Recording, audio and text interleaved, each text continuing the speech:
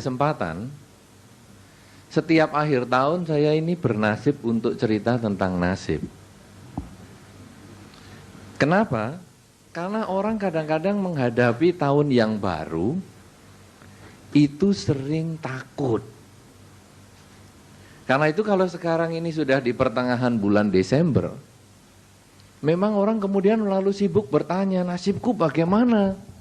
Bahkan kadang-kadang ada yang menganggap biku juga sebagai tukang ramal nasib. Padahal kan biku katanya tadi Pak Ketua, nasibnya jadi biku. Tapi nanti kita akan bahas tuh tentang nasib itu. Cuman ya begitu. Waduh Bante, ini bagaimana nasib saya tahun depan? Mereka merasa takut menghadapi masa depan. Kalau yang secara umum saja orang mengatakan bagaimana ya masalah ekonomi tahun depan, apakah bisa kerja dengan enak, bagaimana kesehatan, bagaimana rumah tangga, selalu itu yang ditanyakan. Padahal sebetulnya tanpa Anda bertanya, sebetulnya Anda harus selalu siap dengan sesuatu yang terbaik. Kenapa? Kalau Anda ditanya, Anda bertanya kepada seseorang, kemudian dijawab, ya kamu nasibnya baik. Lalu Anda nganggur-nganggur, santai-santai, apa bisa nasibnya tetap baik? Ada orang diramal, bagaimana ya nasib saya tahun depan? Sukses, usahamu bagus. Wah kalau gitu saya tutup toko lah. Kan usaha kan bagus, saya tutup aja tokonya. Apa bisa sukses? Yang ada adalah penderitaan. Wah ini mau tahun depan ini mau masuk tahun 2005 ini apakah saya bisa dapat jodoh ya? Bisa dapat. Tapi tidak pernah keluar dari kamar. Selama 2005 tidak pernah keluar dari kamar. Apa yang jadi? Ya dia dapat jodoh. Tukang plafon yang jatuh ke kamarnya dia. Salah nginjak plafon. Tapi secara logika kalau kita tidak bekerja, kalau kita tidak berjuang, tukang ramal nasib ngomong apapun juga sebetulnya tidak bisa mewujudkan harapan kita itu. Nah oleh karena itu, daripada Anda sibuk-sibuk di ramal nasibnya, kadang-kadang malah tukang ramal itu sering bikin masalah. Ngeramalnya yang mengerikan, tapi tidak dikasih solusi. Wah tahun depan kau akan sakit berat. Terus gimana nih cara ngatasinya? Terserah kamu gimana. Wah ini tukang ramal yang repot ini. Bener belum tentu, takut itu sudah pasti. Kalau sekarang, wah tahun depan kamu akan susah, coba kamu mengerjakan ini. Bagaimana kamu melakukan kebajikan ini. Saya kira itu lebih bermanfaat. Tapi kalau hanya ngomong tahun depan kamu susah, repot. Nah kadang-kadang kalau tukang ramal yang tidak mau solusi, dia ngomong yang baik-baik aja. Kalau Anda diramal orang dan ceritanya selalu baik, sebetulnya tukang ramal itu tidak tahu solusinya. Bagaimana nasib saya tahun depan? Semuanya baik, semuanya lancar. Rumah tangga, bagus-bagus. Usaha baik, sukses. Kesehatan, sehat selalu, sapi, Anda happy pulang. Tapi Anda tidak mendapat apa-apa. Ya, nah oleh karena itu sudah nasib saya, sekarang saya akan bercerita tentang nasib. Apa tuh sebetulnya nasib? Apa itu sebetulnya? Apa bisa nasib itu diramal sebelumnya? Saudara-saudara, sebetulnya nasib atau jalan hidup seseorang, kebaikan, kebahagiaan seseorang, itu sebetulnya bisa diramalkan sebelumnya. Memang bisa. Bagaimana cara meramal? Banyak cara. Cara yang paling sederhana, melihat telapak tangan. Garis tangan. Garis tangan seseorang tidak pernah sama antara satu orang dengan orang yang lain. Ini ada ceritanya tentang nasib. Umur panjang, umur pendek, Orang sukses, orang menderita, ada ceritanya di sini. Tentang percintaan, tentang perkawinan, tentang karir, ada ceritanya di sini. Bagi orang yang bisa membaca, saya tidak bisa. Bagi orang yang bisa membaca, karena nanti ceritanya habis ini 15 menit saya ngomong terus konsultasi tangan kan repot saya. Ya, jadi saya ngomong dulu tidak bisa. Bagi orang yang bisa membaca, telapak tangan kita ini seperti buku yang berbicara tentang Anda. Tentang masa lalu Anda bisa diketahui. Tentang masa depan Anda juga bisa diketahui. Dari mana ini dasarnya? Sebetulnya ini dasarnya seperti kalau Anda melihat di televisi ada yang namanya perakiraan cuaca. Kalau dulu sering sekali, saya sekarang rasanya jarang melihat itu ada perakiraan cuaca itu. Masih ada enggak itu siaran itu? Enggak ada ya. Kalau dulu mesti tiap habis berita jam 9, besok ada hujan di mana, panas di mana, dan lain sebagainya. Nah, cuaca itu bisa diramal. Dari mana dasarnya? Melihat saat ini, curah hujannya bagaimana, kelembapannya bagaimana, anginnya bagaimana, lalu diperkirakan besok akan hujan atau akan panas atau bagaimana. Ramalan tangan itu juga sama. Sebetulnya ini melihat data hari ini. Data hari ini tangan garis umur dia pendek. Maka dikatakan nanti pada umur sekian, karena ini nanti bisa dijelaskan. Umur berapa dia mengalami sakit, umur berapa dia bisa lewat dari sakit, umur berapa dia diperkirakan meninggal, ini ada di sini semua. Nah kemudian dikatakan, awas pada umur sekian, nanti kamu bisa sakit dan meninggal. Karena dia membaca data hari ini. Tetapi ramalan cuaca dengan membaca data hari ini bisa betul besok berawan atau besok hujan atau besok panas. Tapi juga bisa salah. Dari mana salah? Kalau timbul badai, tsunami, misalnya dari Jepang mengarah ke Indonesia, sehingga akhirnya awan yang mestinya di kota Jogja ini berawan, kena badai itu awannya hilang. Jadinya malah di Jogja panas, padahal mestinya berawan. Ada hal-hal tertentu yang tidak terpikirkan oleh peramal cuaca. Demikian pula ada hal-hal tertentu yang bisa mengubah jalan hidup kita. Kalau sekarang kita diramal, misalnya 10 tahun lagi kita akan meninggal. Tetapi dalam 10 tahun karena kita takut meninggal, lalu mengisi perbuatan baik dengan sebanyak-banyaknya, mungkin 10 tahun lagi kita tidak jadi meninggal. Itu seperti ada badai tsunami yang menghabiskan awan-awan penderitaan kita. Nah, dari mana sekarang dasarnya ramalan dengan tangan ini? Nasib, melihat nasib dengan tangan. Itu karena mencocokkan. Jadi begini, pengalaman nenek moyang, dia melihat, wah si A kok sukses, si B kok sukses, si C kok sukses, si D kok sukses. Coba orang sukses-sukses ke sini, kumpul. Lihat tanganmu. Apa ya yang sama? Nah, dilihat. Oh, garis ini yang sama. Nah, kemudian dia lihat orang lain. Coba lihat tanganmu. Oh, ada garis ini. Sukses kamu. Karena dia sudah lihat yang lain. Orang yang tidak sukses, si A menderita, si B menderita, si C menderita, si D menderita, kumpul. Lihat sini, tanganmu kok menderita itu kan. Orang-orang ini kok menderita, ini tanganmu bentuknya kayak apa? Oh, ada garis ini. Lalu lihat orang lain lagi. Wah, ada garis ini, menderita kamu hidupmu. Jadi ini adalah mencocokkan. Memang ada betulnya. Karena itu ramalan tangan menjadi ramalan yang cukup tua pada zaman ini. Itu kalau anak-anak, biasanya anak sekolah, SMA atau apa, sini tak ramal tanganmu. Ini. Itu sebetulnya dari situ dasarnya. Selain ramalan tangan, orang mau melihat nasib, juga bisa melihat dari bentuk muka. Pernah dengar itu? Bentuk muka seseorang itu mencerminkan, oh ini orang ini bakal susah hidupnya. Oh orang ini bakal bahagia, lihat bentuk kupingnya, lihat bentuk hidungnya, lihat bentuk apa. Begitu.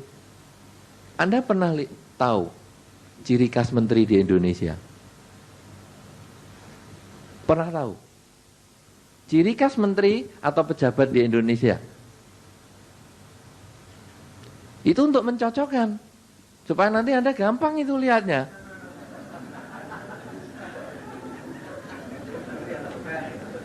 Hah? Tahu kesamaan para menteri dan pejabat di Indonesia? Secara fisik?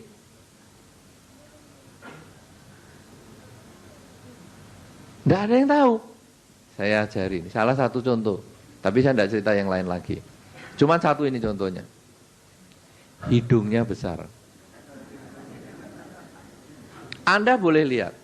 Penguasa-penguasa di Indonesia hampir semua hidungnya besar. Menteri-menteri hampir semua hidungnya besar. Karena itu kalau Anda sudah lihat hidung teman Anda, wah, hidung hoki loh. Itu gampang sekali lihatnya.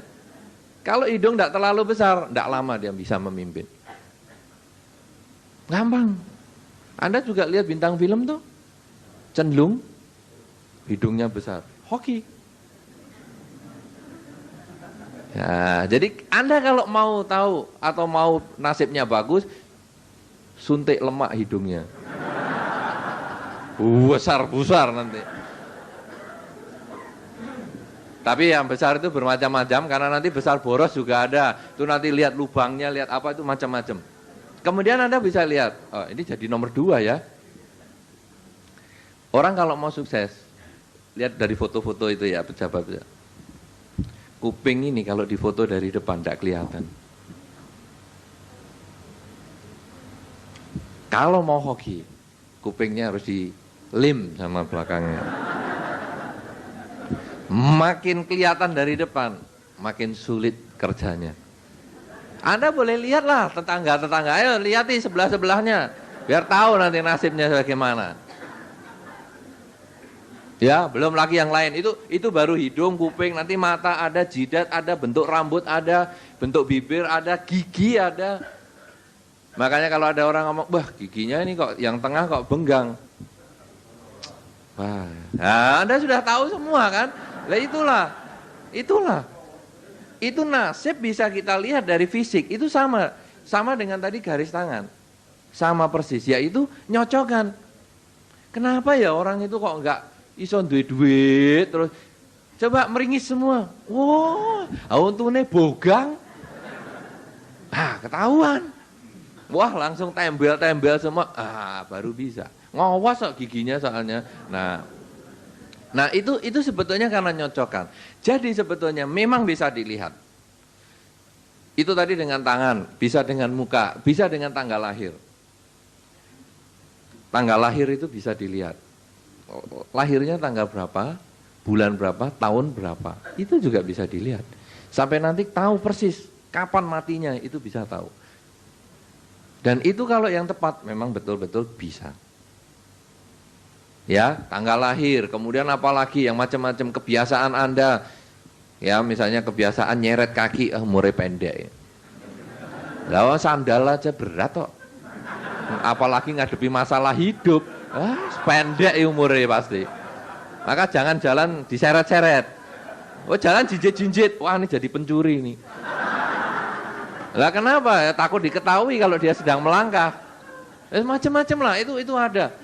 Bahkan kalau di dalam dhamma, Anda bisa melihat di dalam dhamma.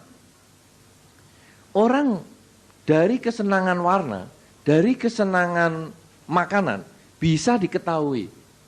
Orang ini nanti dulunya itu lahir di mana. Kalau orang yang seneng indah-indah, pakaiannya rapi-rapi, kemudian perpaduan warnanya bagus, makanannya suka manis-manis. Jogja suka manis ya, makanannya manis-manis. Katanya dulu pernah lahir di surga. Jadi nampaknya orang Jogja pernah lahir di surga. Saya ikut happy juga, saya ikut orang Jogja ini. Bagian begini saya ikut orang Jogja lah. Minum teh nas gidel, panas lagi tur kental. Saya kalau di Pak Pomo dulu ya, dikasih nas gidel. Wah. Nah, kemudian kalau di dalam Dhamma juga disebutkan, gimana? Kalau orang yang seneng kecut-kecut, kemudian suka awut-awutan, kalau pakaian asal aja, kadang baju di luar separuh, kadang di dalam separuh. Pernah lahir di alam binatang. Kalau sekarang suka pedes-pedes, suka kritik, suka geger-geger, suka cekcok-cekcok, protes-protes. Pernah lahir di alam asura. Iya, ada cerita itu. Jadi sebetulnya itu juga merupakan wataan ya, atau nasib tadi toh, ya. Nah, nanti itu bisa disesuaikan. Nah, saudara-saudara, sekarang berarti nasib adalah jalan hidup seseorang, suka maupun duka yang dialami seseorang, yang sebetulnya juga bisa diramalkan sebelumnya dengan berbagai instrumen yang ada di fisik kita, yang nempel diri kita, bahkan nama itu pun juga termasuk nasib. Itu bisa untuk mengetahui namanya si A. Tadi apa namanya Joni ya, Joko, J itu berapa, O itu berapa, K itu berapa, O berapa, di jumlah itu nanti juga bisa diketahui nasibnya. Nah, kemudian juga dari segala macam, yang saya mau katakan sekarang, bahwa apa yang disampaikan di dalam teori ramalan nasib itu, sebetulnya dia tidak mutlak. Walaupun Anda dikatakan bahagia, kalau Anda tidak berjuang, Anda tidak bisa bahagia. Dia hanya perakiraan, tidak mengubah jalan hidup Anda. Kalau Anda dikatakan menderita, tapi Anda berjuang, Anda bisa memperbaiki. Bahkan Anda tidak menderita sama sekali. Jadi dalam hal ini saya mau menekankan, nasib bisa diperbaiki. Sekarang hal yang penting adalah bagaimana memperbaiki nasib. Nah, itu ada beberapa pihak yang bikin cerita atau bikin semacam usaha, wah nasibmu kok jelek ya, bagaimana kalau saya upacarai, saya potongkan kambing 5 ekor, tapi saya motong di luar Pulau Jawa, kamu titip duit aja. Itu bisa mengubah nasib.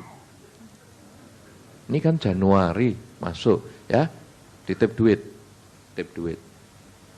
Loh, Maret kok masih menderita? Duitmu kurang. Ternyata kamu ngasihnya ndak ikhlas. Coba diulang lagi, 5 ekor kambing lagi. Sini, saya potongkan lagi di luar pulau, mungkin kurang jauh. Coba ongkos perjalanan ke luar negeri sekarang. Motong kambing aja di luar negeri.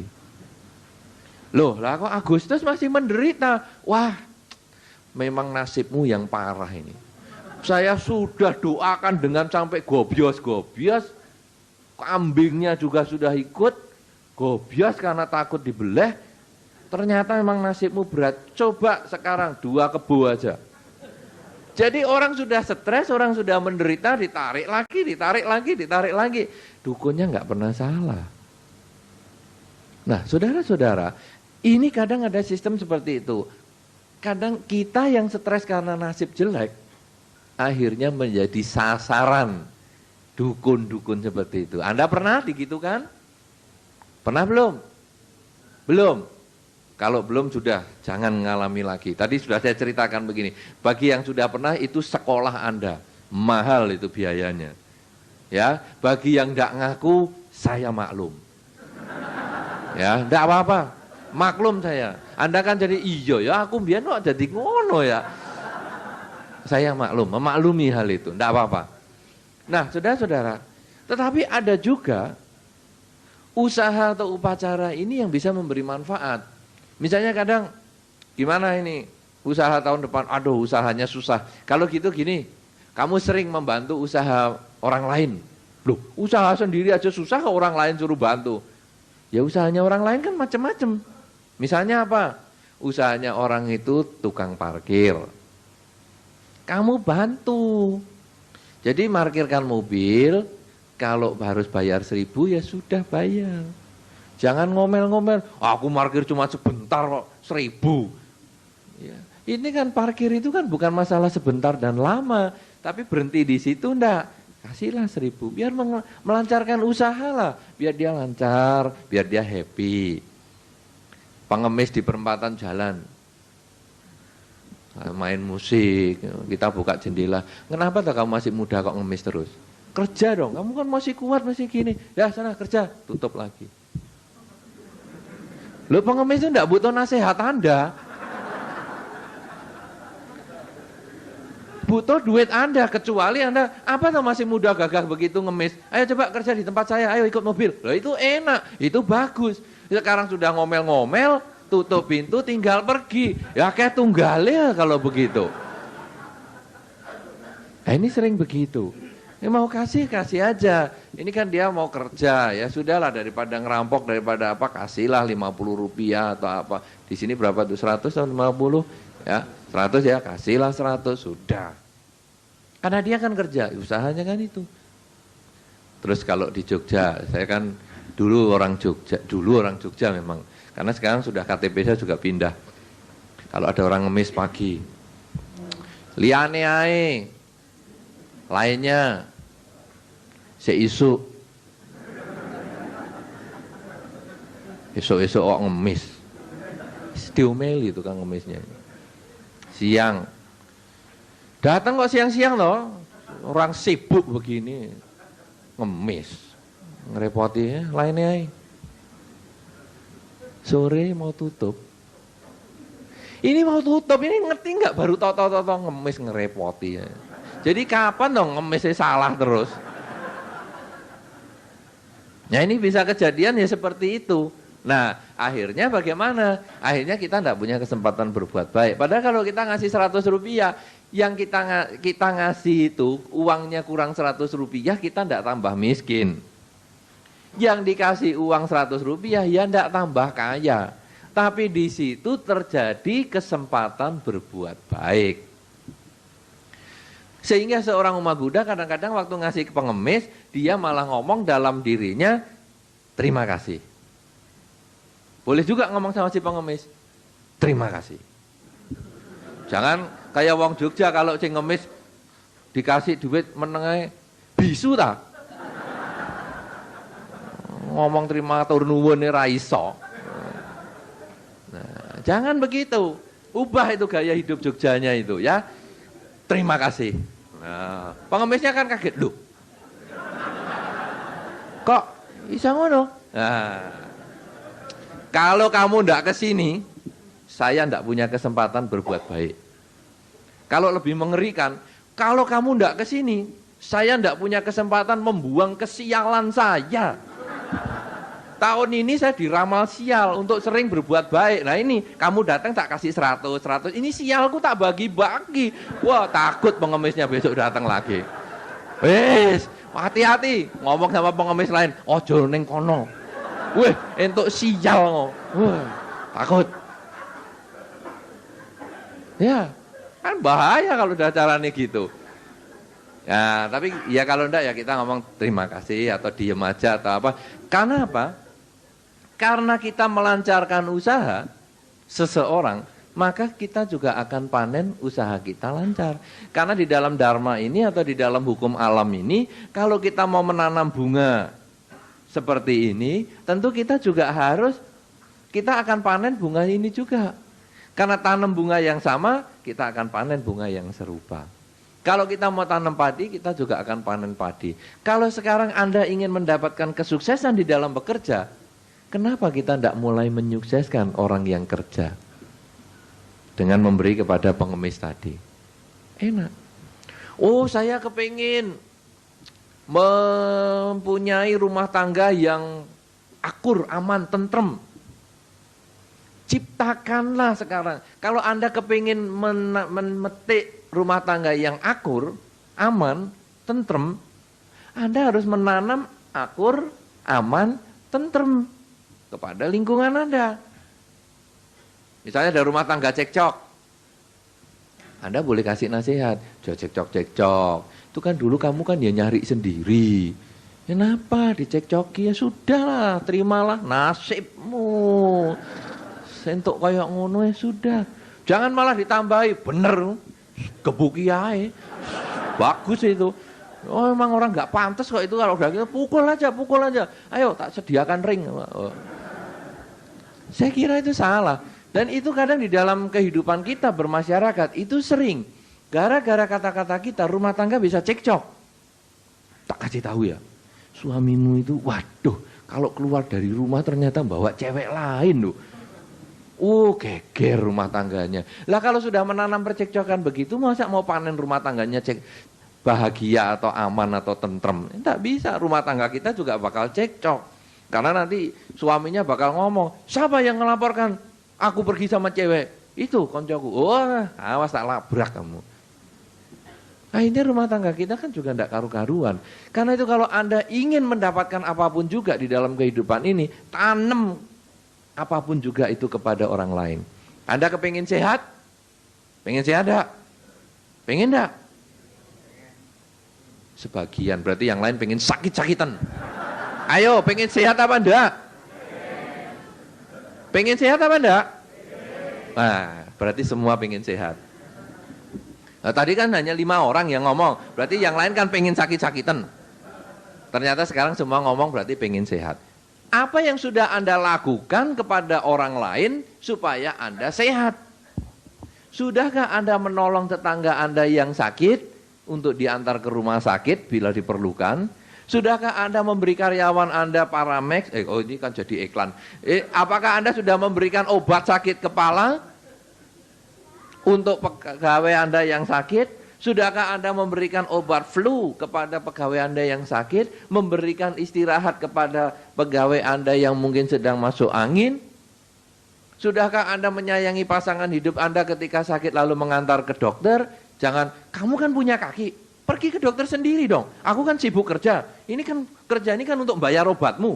Sana pergi sendiri. Masa aku sudah kerja bayar obatmu masih ngantar kamu? Kan rugi-rugi berkali-kali. Suami istri kok ngomongnya rugi dan untung. Nah kalau kita kepingin sehat, lakukan sesuatu demi kesehatan makhluk lain. Kalau sekarang ada binatang sakit, sudahkah Anda berusaha menolong? Atau Anda ngomong, waduh ini anjingku kok sakitnya suntik mati ya, udah. Kesuwen-kesuwen ambune juga sudah nggak enak, suntik mati. Lah kalau sekarang kita juga menimbulkan kematian bagi makhluk lain, itu juga akan tanaman itu akan kita panen juga. Jadi prinsipnya tanam padi tumbuh padi. Kalau Anda ingin mendapatkan mangga, tanamlah mangga. Anda ingin mendapatkan durian, tanamlah durian. Anda ingin mendapatkan kebahagiaan dalam bentuk apa? Lakukan itu kepada orang lain. Dan kalau Anda bisa melakukan itu, maka nasib Anda akan berubah. Orang Anda dikatakan nasibnya jelek, kalau Anda sering melakukan kebaikan, jeleknya misalnya apa? Sering sakit-sakitan. Oke, kalau gitu sekarang kita kadang pergi ke panti asuhan, berdana obat ke sana. Semoga dengan kesehatan yang diberikan kepada anak-anak di panti asuhan ini juga membuahkan kebahagiaan dalam bentuk kesehatan untuk diri saya maupun keluarga saya, itu baru bisa tercapai. Kenapa? Karena kita melakukan suatu perbuatan baik terlebih dahulu. Kemudian kita ikut apa tadi, semacam misalnya organisasi yang untuk pelestarian makhluk, satwa atau apa, ikut, bisa.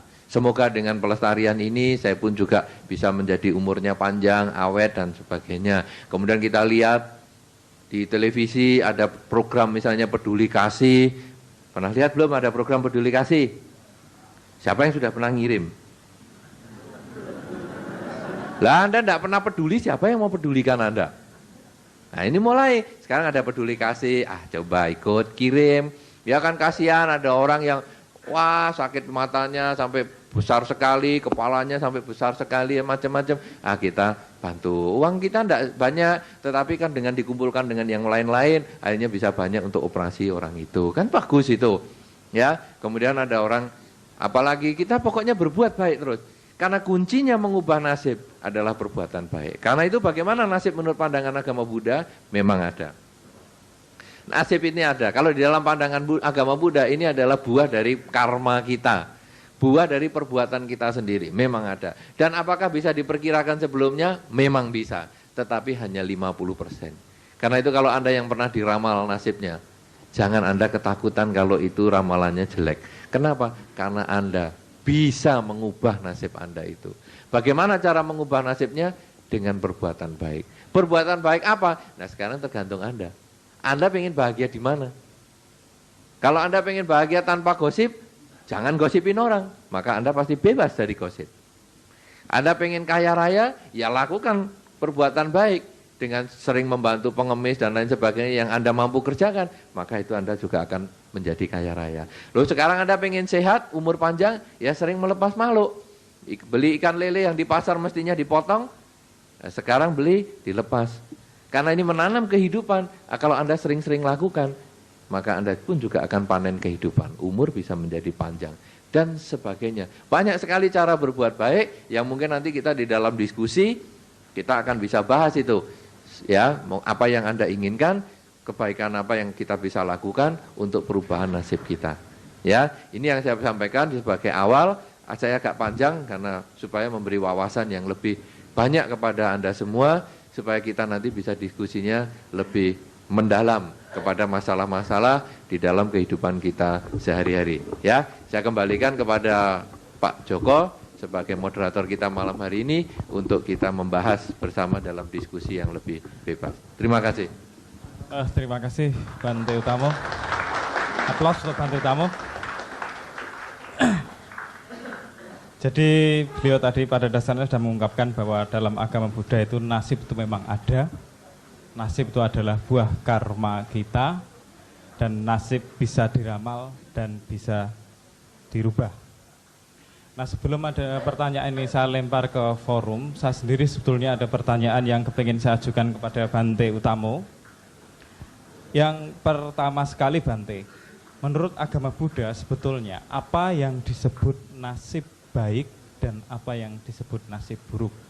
Misalkan apakah Bante menjadi seorang biksu, seorang biku itu adalah nasib baik ataukah nasib buruk. Kemudian yang kedua, apakah nasib kita itu bisa ditentukan dan dipengaruhi oleh makhluk lain? Makhluk lain. Atau nasib kita bisa dipengaruhi oleh lingkungan sekitar kita. Dan yang ketiga ini pertanyaan yang pada dasarnya ada pada setiap orang yang setiap manusia.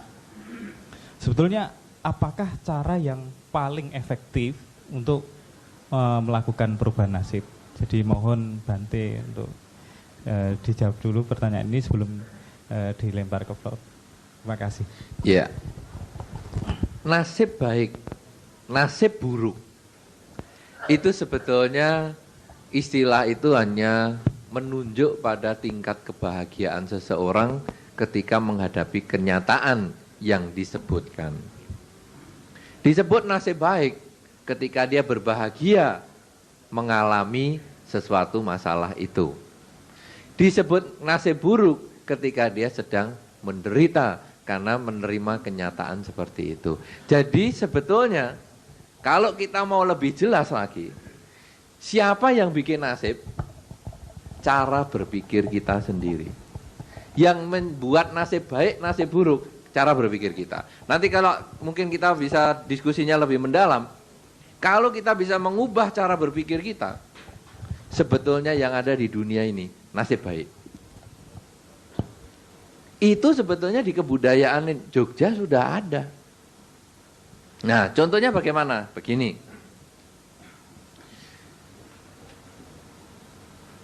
Ketinggalan pesawat, nasib baik atau nasib buruk?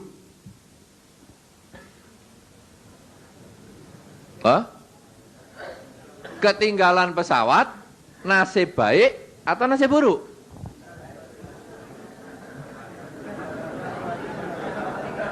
Nah, bisa baik, bisa buruk kan?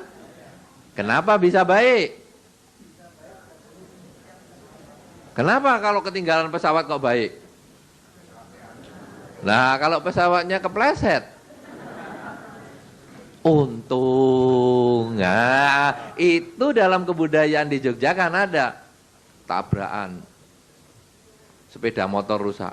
Untung kaki nggak opo-opo. Cuman sepeda motor yang rusak. Loh kakinya kena kok. Untung cuman kakinya. Ndak kepalanya.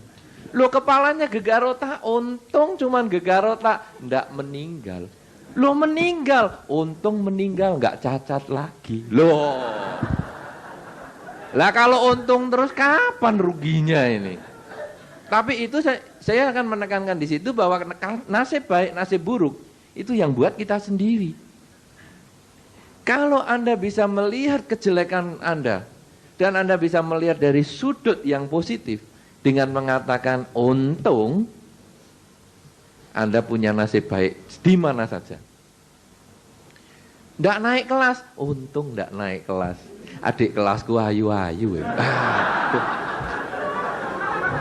Wah, ya orang tuanya yang untung anakku bodoh-bodoh gini jadi nggak lulus-lulus kan kalau nggak kuliah kan jadi biayanya kan murah terus. Untung.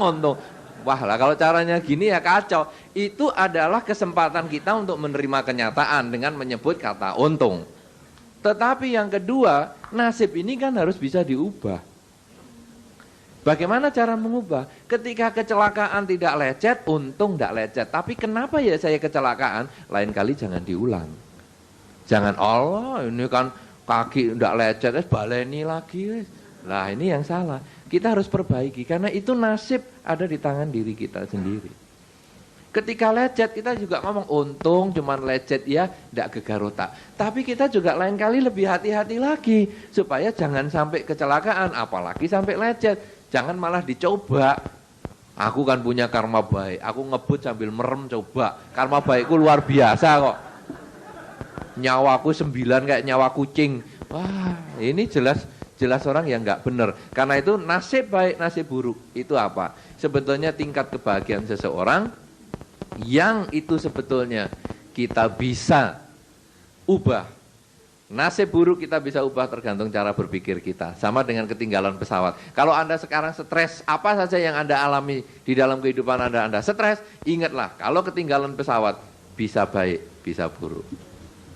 Anda harus mencari sisi baiknya, maka Anda merasa bahagia. Untung ya dulu aku punya masalah itu, jadi bagian begini kita bisa terbebas. Kalau Anda bisa cari itu, itulah kebahagiaan Anda. Yang kedua tadi tentang apakah bisa dipengaruhi makhluk lain ya? Ya. Baik. Apakah nasib kita bisa dipengaruhi makhluk lain?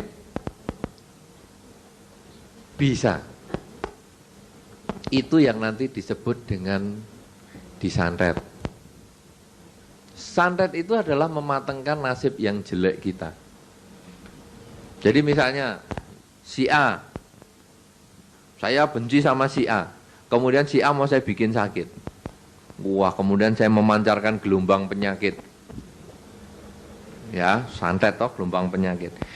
Itu memang dia bisa sakit. Cuman semua itu tetap tergantung pada karma baik orang tersebut. Karena santetnya ini hanya mematengkan karma buruk orang itu. Kalau memang orang itu sudah mestinya mau sakit, kemudian dikirim gelombang sakit, sakitlah dia.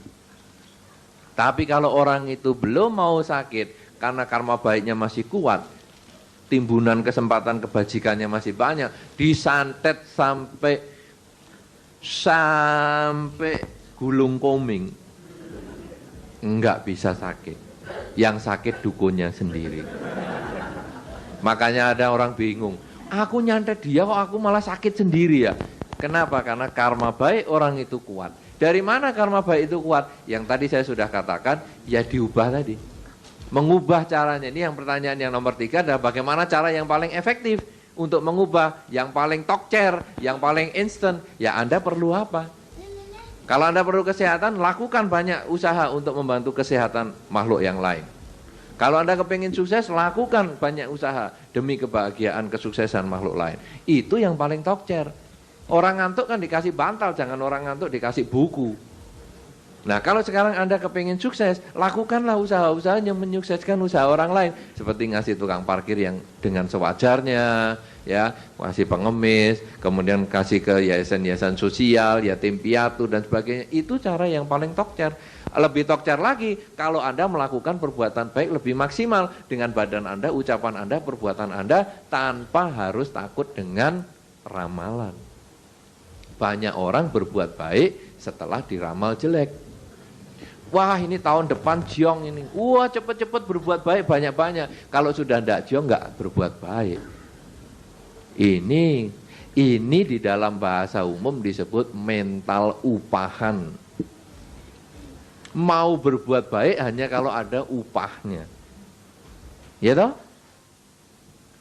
Jadi misalnya Anda tahu mental upahan itu apa? Pernah lihat ledek ketek? Belum. Ledek ketek. Sarimin gendong kayu. Kemudian kalau sudah bisa melakukan sesuatu, dia dikasih permen. Kasih kacang. Flipper, dolphin juga begitu kan? Anjing laut juga begitu kan? Kuda kalau ikut sirkus juga begitu. Bisa lompat sana, lompat sini, dikasih gajah juga begitu. Kalau kita melakukan sesuatu demi untuk mengharapkan sesuatu, itu mental upahan. Tidak begitu berbeda dengan dolphin, anjing laut, dan ledek ketek. Tapi itu normal, saudara. Manusia memang berawal dari situ. Ketika anak Anda masih kecil-kecil kan begitu. Jangan nakal, nanti tak kasih permen. Itu memang begitu, itu mental upahan itu memang ada dari awalnya gitu. Ya, belajar yang rajin, kalau naik kelas baru saya belikan sepeda motor. Wah, belajarnya kenteng-kenteng, rajin sekali. Karena untuk dapat sepeda motor, itu mental upahan. Cuman kalau sekarang kita sudah dewasa, rambut kita sudah mulai memutih, apa kita tetap mental upahan? Apa kita tetap seperti anak kecil yang baru diem kalau dikasih permen? Apa kita seperti anak remaja yang baru belajar kalau baru bisa mendapat sepeda motor? Apa kita tidak bisa berbuat sesuatu kebaikan demi kebaikan itu sendiri? Bukan karena diramal jelek saya berbuat baik, memang saya kepingin berbuat baik. Karena saya tahu dengan perbuatan baik ini buahnya akan kembali pada diri saya, apapun bentuknya. Perbuatan baik apa? Dengan ucapan, jangan ngomong yang jelek-jelek. Anda tahu ucapan bisa apa saja yang baik? Misalnya apa coba? Mengucapkan kata terima kasih. Pernahkah Anda, seringkah Anda mengucapkan kata terima kasih ketika dibantu seseorang? Kalau sudah sering, tambah sering. Kalau yang belum, mulai sekarang dibiasakan. Kadang-kadang dengan pasangan hidupnya saja, diambilkan sandalnya nggak ngomong terima kasih. Wis wajibmu ngambilkan sandal untukku. Kalau lupa kewajibannya diomeli. Tapi kalau wajibnya dijalankan, tidak ngomong terima kasih. Coba, kata terima kasih sangat sederhana, tapi sudah berapa banyak diantara kita yang melakukan itu. Dengan badan, apa kata atau perbuatan apa dengan badan yang kita bisa lakukan untuk berbuat baik? Ayo cepet. Enggak cepet ini berarti enggak pernah lakukan, karena Anda harus ngarang dulu. Ayo coba apa? Ketawa? Iya betul. Ketawa. Pernahkah Anda ketawa dengan pasangan hidup Anda ketika Anda gregetan? Nah, saudara-saudara, sekarang tadi kata ketawa. Ya. Ketika pasangan hidup kita gregetke, kita ketawa kan sebetulnya, senyum kan boleh. Toh itu pasangan hidup kita sendiri. Itu yang kita cintai, itu yang kita pilih. Kenapa harus gengsi-gengsi? Ya nggak mau dong, aku yang bener kok, senyum duluan, ini harus dia. Kenapa sih dengan pasangan hidup harus gengsi? Kenapa kita tidak mau berbuat baik? Karena perbuatan baik itu bukan harus yang besar-besar, mengadakan acara yang hebat-hebat. Mari kita program senyum sedunia. Sudah usah, bisa nggak senyum sama pasangan hidupnya sendiri? Kalau itu bisa, itulah perbuatan baik. Ada satu program di televisi, saya pernah sempat mengamati itu program tolong. Ya, saya melihat yang sering diseberangkan orang itu yang cantik-cantik. Yang tuwek, jelek, elek itu nggak ada yang mau. Jadi berbuat baik itu ternyata milih. Padahal kalau dapat yang cantik-cantik itu cuma 5.000. Begitu nyebrangkan dikasih 5.000. Tapi kalau yang jelek, elek, tuwek itu dapat 1 juta. Nah tapi jangan karena ide ini Anda terus, wah kalau gitu ayo cari sing elek-elek nyebrangke, siapa tahu dapat 1 juta. Ya itu tetap milih lagi, milih 1 jutanya sekarang. Nah, kenapa kita tidak mulai berbuat baik? Sama dengan bunga ini mau dipasang di sini, atau mau dipasang di kamar mandi, atau mau di kotak sampah, dia tetap mekar dengan baik. Dia tidak protes, wah aku mau diletakkan di kamar mandi, kecil-kecil aja lah. Saya ngambuni ora usah enak-enak lah. Oh kan ini kan cuma di kamar mandi. Tidak, mau diletakkan di mana saja dia akan berkembang seperti itu. Nah demikian pula dengan kita. Kenapa kita kadang-kadang melakukan satu perbuatan hanya demi ini, demi itu. Seperti dengan mental upahan itu. Kenapa kita tidak mulai sekarang berbuat baik demi kebaikan itu sendiri? Sehingga kita tidak lagi mencari jalur cepat, instan yang bagaimana. Tapi sekarang saya demi kebaikan itu saya akan berbuat baik. Saya akan menolong orang, saya akan berbicara yang baik. Saya akan berpikir yang baik. Kapanpun juga saya akan berpikir yang baik. Berbicara baik dan berbuat yang baik. Sehingga akhirnya ketika kita disantet orang, timbunan kebaikan kita itu sudah bisa mengalahkan urusan santet itu. Sehingga akhirnya, wah orang itu tak santet-santet kok nggak kena. Karena kebaikannya. Kalau Anda kepingin melakukan kebahagiaan, mendapatkan kebahagiaan, lakukanlah kebaikan. Sebanyak yang Anda bisa kerjakan. Ya, nah karena pengaruh orang lain, pengaruh makhluk lain, itu hanya mematengkan yang buruk milik Anda. Kalau yang buruk itu tidak timbul, Anda tetap akan selalu bahagia. Ya, itu 3 pertanyaan terjawab dengan panjang kali lebar, kali tinggi. Sabe Sata Bhavantu Suhitata. Semoga semua makhluk berbahagia. Sadu sadu sadu. Terima kasih sudah menonton video ini. Semoga bermanfaat.